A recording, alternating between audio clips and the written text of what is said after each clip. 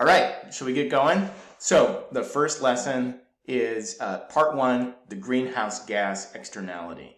And so microeconomics as a discipline, economics just generally as a discipline, is fundamentally about resource scarcity. It's about human behavior in the face of resource scarcity. It's about preferences over a bunch of goods that are all scarce, and that scarcity sort of drives this fundamental question about who gets what and how and what mechanisms exist to get people what they want and how do we understand what people want. Um, and and one of the fundamental tools that economists have developed, that if you've ever seen any graph in any economics class ever, it probably has been drawn in this price quantity space. It's just a two-dimensional field where, and it kind of actually makes some sense that if you're going to think about scarce resources, that it would make sense to think about sort of some quantity of those resources. We're going to picture that along this horizontal axis and some value that people place on those resources. So this is quantity and this is price. I'm going to just, to sort of set intuition, we're going to be looking at the market for oil.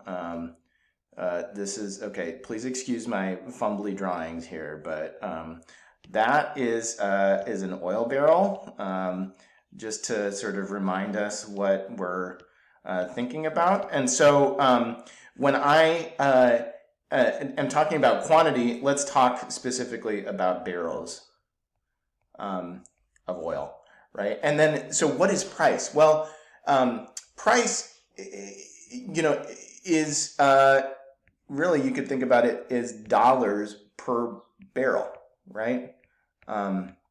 And I'm going to leave the axes unlabeled as far as like sort of numbers go. That'll come in a bit, but I just want us to sort of think about like, what does it mean to represent the market in this way? Oh, I see that I'm off the screen, so I'm going to pull that down a little bit. Great. Okay.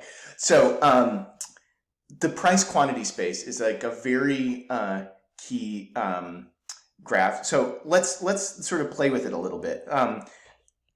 I can remember in this price quantity space, each little point has a quantity dimension and a price dimension, right?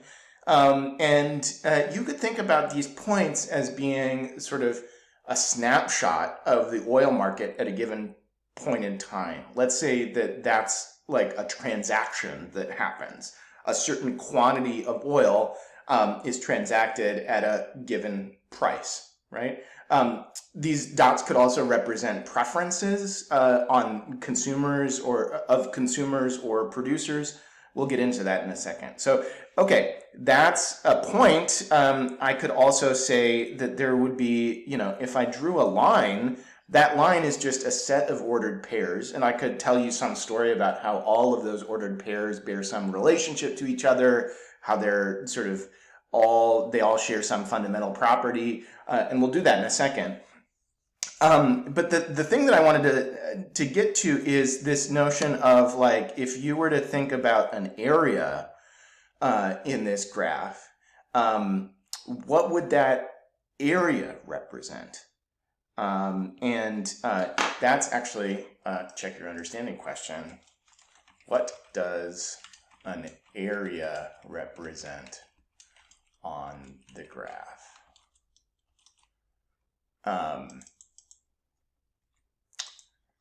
Maybe that's a vague question. Maybe it's open-ended. Just think about it for a second. And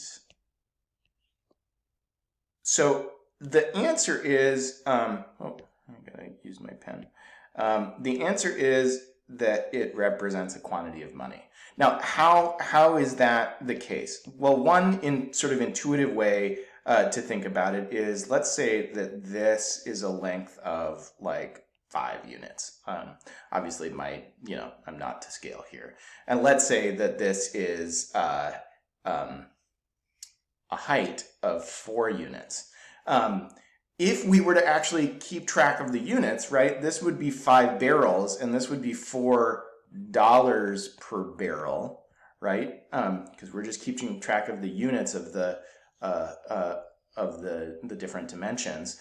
And we know that the area of a triangle is 1/2 base times height.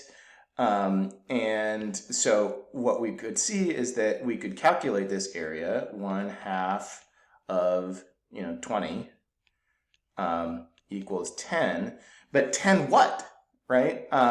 If you keep track of the units, you've got barrels times dollars per barrel, right? And these units cancel out, so it's just $10, right? So that'll come in handy because we're going to think about areas on this graph in a little bit.